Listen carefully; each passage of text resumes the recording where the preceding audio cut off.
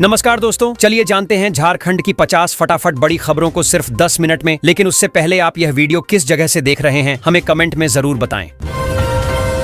राज्य सरकार 7 नवंबर को 7,200 सहायक आचार्यों को नियुक्ति पत्र देने जा रही है। लंबे इंतजार के बाद ये मौका आया है, जिससे कई बेरोजगार युवाओं के चेहरे पर मुस्कान लौट आई है। मुख्यमंत्री खुद इनकी नियुक्ति करेंगे।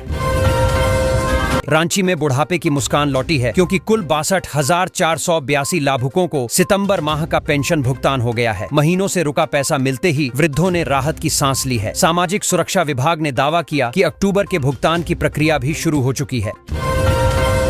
राजधानी रांची में इस बार दिवाली पर बड़ा बदलाव देखने को मिलेगा। जिला प्रशासन ने निर्देश दिया है कि आतिशबाजी केवल 2 घंटे के लिए ही की जा सकेगी। उपायुक्त ने ये फैसला प्रदूषण नियंत्रण के मद्देनजर लिया है। बैठक में उन्होंने साफ कहा कि नियम तोड़ने वालों पर सख्त कार्रवाई होगी। रांची उपायुक्त ने दिवाली, काली पूजा और छठ की तैयारियों को लेकर अहम बैठक की। अधिकारियों को साफ निर्देश दिया गया कि सभी धार्मिक स्थलों पर सुरक्षा और सफाई की पुख्ता व्यवस्था हो। उन्होंने कहा कि त्योहारों के दौरान ट्रैफिक, बिजली और जलापूर्ति में किसी तरह की समस्या नहीं होनी चाहिए। इटकी में आदिवासी समाज की बड़ी हुंकार सुनाई दी। कुडमी समुदाय को एसटी दर्जा देने के विरोध में हजारों लोग रांची में महारैली में शामिल हुए। उन्होंने सरकार से कहा कि यह फैसला आदिवासी पहचान को कमजोर करेगा। रैली में माहौल जोशीला था और लोगों ने अपने पारंपरिक तरीके से विरोध जताया। आदिवासी महारैली में उस वक्त भावनात्मक पल आ गया जब निशा भगत का माइक हाथ से छीन लिया गया। वह फफक कर रोने लगी। सोशल मीडिया पर यह वीडियो वायरल हो गया है। लोग कह रहे हैं कि इस तरह का व्यवहार आदिवासी महिलाओं के सम्मान के खिलाफ है। मामला अब राजनीतिक रंग भी पकड़ रहा है। रांची पुलिस ने एक रेस्टोरेंट में छापेमारी कर बड़ा खुलासा किया है। कम उम्र के छात्रों को वहां नशे की चीजें परोसी जा रही थीं। पुलिस को मौके से कैसीनो कार्ड और शराब की बोतलें मिली। जांच में खुलासा हुआ कि यहां रात में युवाओं की गुप्त पार्टी होती थी। कई छात्रों से पूछताछ जारी है। झारखंड में वेक्टर जनित बीमारियों से निपटने के लिए नई रणनीति बनाई गई है। स्वास्थ्य विभाग ने निर्देश दिया है कि दिसंबर तक सभी कर्मचारियों की ट्रेनिंग पूरी कर ली जाए। बारिश के बाद मच्छरों के प्रकोप को देखते हुए यह कदम जरूरी माना जा रहा है। जिलेवार मॉनिटरिंग भी शुरू हो गई है। झारखंड पात्रता परीक्षा JTET में इस बार बड़ा बदलाव हुआ है। अब परीक्षा 5 शहरों में होगी और उम्मीदवारों को 3 शहरों का विकल्प मिलेगा। परीक्षा की प्रक्रिया ऑनलाइन होगी और पारदर्शिता पर खास ध्यान रहेगा। इससे परीक्षा केंद्रों पर भीड़ और धांधली की संभावना कम होगी।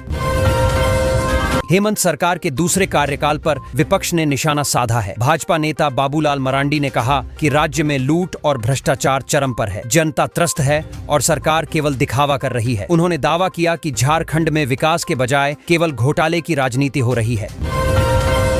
झारखंड के कॉलेजों में शिक्षकों को बिना कारण निकाले जाने पर सुप्रीम कोर्ट ने राज्य सरकार को फटकार लगाई है। अदालत ने कहा कि बिना उचित प्रक्रिया के किसी शिक्षक को हटाना संविधान के खिलाफ है। कोर्ट ने सभी मामलों की रिपोर्ट 4 हफ्ते में मांगी है। शिक्षा विभाग पर अब दबाव बढ़ गया है। झारखंड के मेडिकल क्षेत्र से अच्छी खबर आई है। अब राज्य में MBBS की 100 सीटें बढ़ा दी गई हैं। इससे मेडिकल की तैयारी कर रहे छात्रों को बड़ा मौका मिलेगा। नए सेशन से यह सीटें लागू होंगी। स्वास्थ्य मंत्री ने कहा कि सरकार चिकित्सा शिक्षा को और मजबूत करने के लिए प्रतिबद्ध है।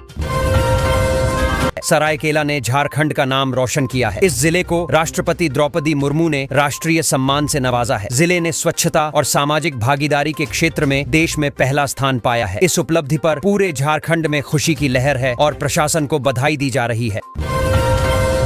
नेत्रहाट विद्यालय में नए शिक्षकों की भर्ती शुरू हो गई है। योग्य उम्मीदवार ऑनलाइन आवेदन कर सकते हैं। आवेदन प्रक्रिया पारदर्शी रखी गई है और साक्षात्कार के बाद चयन होगा। यह मौका राज्य के युवाओं के लिए सुनहरा अवसर माना जा रहा है, क्योंकि संस्था की प्रतिष्ठा पूरे देश में है।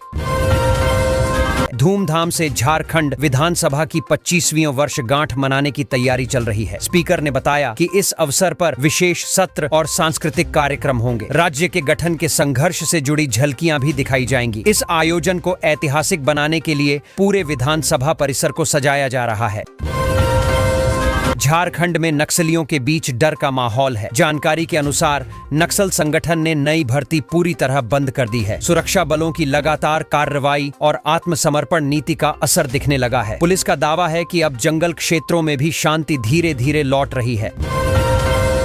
ICT पर आधारित 5 दिवसीय गैर आवासीय प्रशिक्षण कार्यक्रम झारखंड में शुरू हो गया है। इसमें शिक्षकों को डिजिटल शिक्षण के आधुनिक तरीकों की जानकारी दी जा रही है। प्रशिक्षण में राज्य भर से शिक्षक भाग ले रहे हैं। इसका उद्देश्य शिक्षा प्रणाली को तकनीक से जोड़कर और प्रभावी बनाना है। झारखंड कॉलेज के छात्रों का शैक्षणिक भ्रमण शुरू हो गया है। छात्र राज्य के ऐतिहासिक और औद्योगिक स्थलों का दौरा कर रहे हैं। इस भ्रमण का उद्देश्य विद्यार्थियों को व्यावहारिक ज्ञान देना है। शिक्षक दल उनके साथ हैं और छात्रों में इसे लेकर खासा उत्साह देखा जा रहा है। झारखंड पर्यटन को जल्द नया आकर्षण मिलने वाला है। राज्य का पहला टाइगर सफारी प्रोजेक्ट शुरू होने की तैयारी है। इससे पर्यटन को बढ़ावा मिलेगा और रोजगार के नए अवसर भी बनेंगे। वन विभाग का कहना है कि परियोजना को अगले साल तक पूरा कर लिया जाएगा। रांची में 7 जिलों में खलारी के लक्ष्मी गणेश और दिए बिकेंगे। यह अभियान स्थानीय कारीगरों को बढ़ावा देने के लिए शुरू किया गया है। इस बार मिट्टी के दियों की मांग बढ़ी है। प्रशासन उम्मीद कर रहा है कि इससे स्थानीय बाजार को दिवाली पर बड़ा फायदा होगा। झारखंड में एक अजीब परंपरा फिर से चर्चा में है। मवेशियों के स्वास्थ्य के लिए मुर्गे की बलि चढ़ाई जा रही है। लोग अपने गाय बैल को सजाकर पूजा कर रहे हैं। ग्रामीण इलाकों में इसे गोवर्धन पूजा की तरह ही मनाया जा रहा है। हालांकि पशु प्रेमी संगठनों ने इस पर आपत्ति जताई है। रांची में न्यायाधीश से नोकझोंक करने पर एक वकील पर आपराधिक अवमानना का नोटिस जारी हुआ है। बताया जा रहा है कि सुनवाई के दौरान वकील ने अदालत की गरिमा के खिलाफ टिप्पणी की थी। अदालत ने इसे गंभीर मानते हुए नोटिस जारी किया। अब वकील को जवाब देना होगा। कांग्रेस ने हरियाणा में भाजपा सरकार की नीतियों की आलोचना की है और कहा है कि जश्न मनाने के बजाय आत्मनिरीक्षण का समय है। हालांकि यह बयान झारखंड से जारी हुआ, जिससे राजनीतिक हलचल तेज हो गई है। प्रदेश कांग्रेस नेताओं ने भी इस बयान का समर्थन किया है। झारखंड के 500 सहायक प्राध्यापकों के लिए दीपावली पर खुशखबरी आई है। जेपीएससी ने उनके प्रमोशन पर मुहर लगा दी है, यानी अब इन्हें उच्च पद का लाभ मिलेगा। यह फैसला लंबे समय से अटका हुआ था, लेकिन अब इनकी दीपावली वाकई रोशन हो गई है। शिक्षक वर्ग में इसको लेकर खुशी का माहौल है। रांची नगर निगम ने काली पूजा और छठ महापर्व को लेकर तैयारियां शुरू कर दी हैं। पूजा स्थलों की सफाई, रोशनी और सुरक्षा व्यवस्था की समीक्षा हो रही है। समिति के सदस्यों ने प्रशासक से मुलाकात कर कुछ सुझाव भी दिए ताकि इस बार आयोजन और बेहतर ढंग से हो सके। झारखंड में स्वच्छ भारत मिशन के तहत बड़ा मामला सामने आया है। बताया जा रहा है कि करीब 30 करोड़ रुपए के खर्च का हिसाब नहीं मिल रहा। जांच के आदेश दे दिए गए हैं और घोटाले की आशंका जताई जा रही है। विभागीय अधिकारियों से विस्तृत रिपोर्ट मांगी गई है ताकि पता लगाया जा सके कि पैसा आखिर कहां खर्च हुआ और कौन जिम्मेदार है। राज्य सरकार ने वेक्टर जनित बीमारियों से निपटने की रणनीति तैयार कर ली है। स्वास्थ्य विभाग ने निर्देश दिया है कि दिसंबर तक सभी जिलों में ट्रेनिंग पूरी की जाए। मलेरिया, डेंगू और चिकनगुनिया जैसी बीमारियों पर रोक लगाने के लिए स्थानीय निकायों को भी सक्रिय रहने के निर्देश दिए गए हैं। अधिकारी गांव-गांव जाकर लोगों को जागरूक करेंगे। सूबे की सरकार पर विपक्ष ने निशाना साधा है। बाबूलाल मरांडी ने आरोप लगाया कि पेसा कानून को जानबूझकर लागू नहीं किया जा रहा। उन्होंने कहा कि यह कानून आदिवासियों के अधिकारों की रक्षा के लिए जरूरी है, लेकिन सरकार टाल मटोल कर रही है। उन्होंने चेतावनी दी कि अगर जल्द कार्रवाई नहीं हुई तो वे जन आंदोलन करेंगे। झारखंड के डीएमएफटी फंड में बीजेपी ने बड़ा आरोप लगाया है। पार्टी का कहना है कि इसमें 2000 करोड़ रुपए का घोटाला हुआ है और इसे बिहार चुनाव से जोड़ने की साजिश रची जा रही है। बीजेपी ने सीबीआई जांच की मांग की है, जबकि सरकार ने इन आरोपों को पूरी तरह निराधार बताया है। राज्य में अवैध खनन का मामला फिर सुर्खियों में है। बाबूलाल मरांडी ने आरोप लगाया कि अब ठेके कोड वर्ड में बांटे जा रहे हैं। उन्होंने कहा कि सरकार के संरक्षण में यह सब हो रहा है और आम जनता को इसका कोई फायदा नहीं मिल रहा। उन्होंने जांच एजेंसियों से कार्रवाई की मांग की।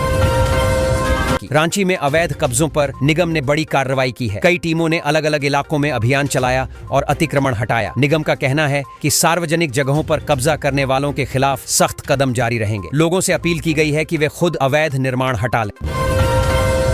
प्रशासन द्वारा तय किए गए स्थानों पर पटाखा दुकानें लगनी शुरू हो गई हैं। इस बार सुरक्षा के सख्त इंतजाम किए गए हैं ताकि कोई हादसा न हो। दुकानदारों को निर्देश दिया गया है कि वे लाइसेंस के बिना बिक्री न करें और सुरक्षा मानकों का पालन करें। रांची से बनारस तक इस बार गोबर से बने दिए जगमगाएंगे। पर्यावरण को ध्यान में रखते हुए यह पहल की गई है ताकि प्रदूषण घटे और गांवों को रोजगार मिले। इन दियों की मांग लगातार बढ़ रही है और महिलाएं इन्हें बनाने में बड़ी भूमिका निभा रही हैं।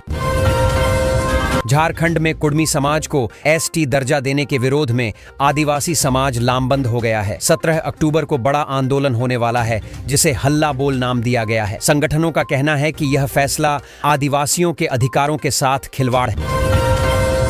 रांची से लेकर जमशेदपुर तक दीपावली और छठ को लेकर जबरदस्त तैयारी चल रही है। बाजारों में खरीदारी का उत्साह है और प्रशासन सुरक्षा व्यवस्था को लेकर सतर्क है। त्योहारों के मौसम में लोग पूरे जोश और मिलजुल कर खुशियां मना रहे हैं। झारखंड के मुख्यमंत्री हेमंत सोरेन ने घोषणा की है कि राज्य सरकार 2030 तक 2 लाख से अधिक नौकरियों का सृजन करेगी। सरकार का लक्ष्य युवाओं को रोजगार देकर आर्थिक विकास को गति देना है। रोजगार सृजन के लिए औद्योगिक निवेश, पर्यटन और शिक्षा क्षेत्र में नए अवसरों पर जोर दिया जा रहा है।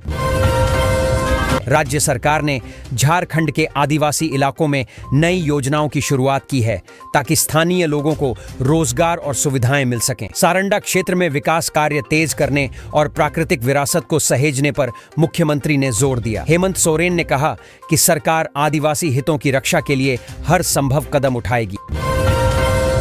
झारखंड होमगार्ड कर्मियों ने अपनी मांगों को लेकर सरकार को चेतावनी दी है। उनका कहना है कि मजदूरी बढ़ाने, सेवा नियमितीकरण और बीमा सुविधा जैसी मांगें अब तक पूरी नहीं हुई हैं। होमगार्ड संगठन ने कहा है कि अगर मांगें जल्द नहीं मानी गईं तो वे आंदोलन का रास्ता अपनाएंगे।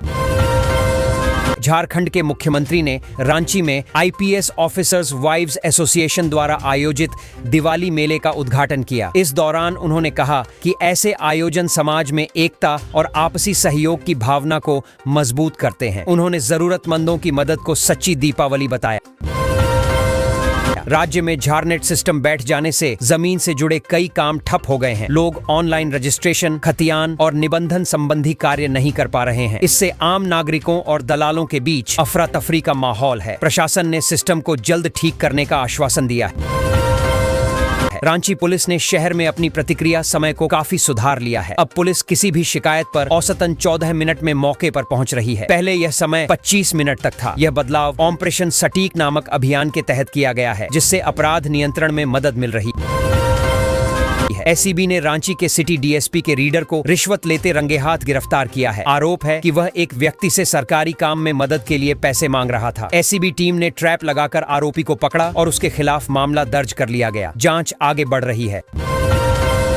धनतेरस के मौके पर रांची के बाजारों में जबरदस्त रौनक देखी गई। सोने चांदी के साथ साथ इलेक्ट्रॉनिक और स्मार्ट गैजेट्स की भी खूब बिक्री हुई। दुकानदारों का कहना है कि इस बार खरीदारी पिछले साल की तुलना में बेहतर रही। भीड़ को संभालने के लिए पुलिस ने अतिरिक्त इंतजाम किए।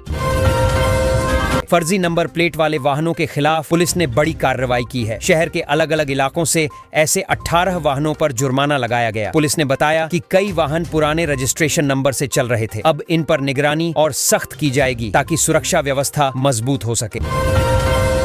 रांची में आयोजित दीपावली मेले में मुख्यमंत्री हेमंत सोरेन ने कहा कि असली दीपावली तभी है जब हम जरूरतमंदों के साथ खड़े हों। उन्होंने कहा कि राज्य सरकार गरीबों और वंचित वर्गों के उत्थान के लिए कई योजनाएं चला रही हैं। लोगों ने मेले में उत्साहपूर्वक भाग लिया। बिरसा कॉलेज की टीम ने उद्घाटन मैच में 2-0 से शानदार जीत दर्ज की। टीम ने शुरुआत से ही आक्रामक खेल दिखाया और विपक्षी टीम को मौके नहीं दिए। दर्शकों ने खिलाड़ियों के प्रदर्शन पर जमकर तालियां बजाईं। कॉलेज प्रबंधन ने विजेता टीम को बधाई दी। दिवाली और छठ महापर्व को देखते हुए रेलवे ने यात्रियों की सुविधा के लिए 37 जोड़ी स्पेशल ट्रेनों की घोषणा की है। ये ट्रेनें 17 अक्टूबर से चलेंगी और त्योहार के बाद तक जारी रहेंगी। इससे बिहार, झारखंड और यूपी के यात्रियों को काफी राहत मिलेगी। डीजीजीआई ने झारखंड में 250 करोड़ रुपए के जीएसटी घोटाले का खुलासा किया है। मास्टरमाइंड प्रदीप कलबलिया को गिरफ्तार कर जेल भेज दिया गया है। जांच एजेंसी ने बताया कि आरोपी फर्जी कंपनियों के जरिए टैक्स चोरी कर रहा था। कई दस्तावेज जब्त किए गए हैं। नेत्रहाट विद्यालय में शिक्षकों की नई भर्ती प्रक्रिया शुरू की गई है। इच्छुक उम्मीदवारों को आवेदन के साथ पात्रता प्रमाण पत्र जमा करने होंगे। विद्यालय प्रशासन ने बताया कि यह भर्ती पूरी तरह पारदर्शी तरीके से की जाएगी ताकि गुणवत्तापूर्ण शिक्षा सुनिश्चित हो। सुप्रीम कोर्ट ने झारखंड के एक स्कूल में बिना कारण शिक्षकों को हटाने पर फटकार लगाई है। कोर्ट ने राज्य सरकार से पूछा है कि बिना किसी अनुशासनात्मक कार्रवाई के ऐसा फैसला क्यों लिया गया। अदालत ने कहा कि शिक्षा व्यवस्था से खिलवाड़ बर्दाश्त नहीं किया जाएगा। रांची में हमारी संस्कृति हमारी पहचान कार्यक्रम में नीलेंदु ने कहा कि हिंदी हमारी आत्मा की भाषा है। उन्होंने कहा कि हिंदी सिर्फ संवाद नहीं बल्कि हमारी विरासत और एकता का प्रतीक है। कार्यक्रम में बड़ी संख्या में विद्यार्थियों और साहित्यकारों ने भाग लिया। झारखंड के विभिन्न जनजातीय समूह आज एक बड़ी आदिवासी महारैली में शामिल होंगे। कुल 33 जनजातीय समुदाय अपनी संस्कृति और अधिकारों को लेकर आवाज उठाएंगे।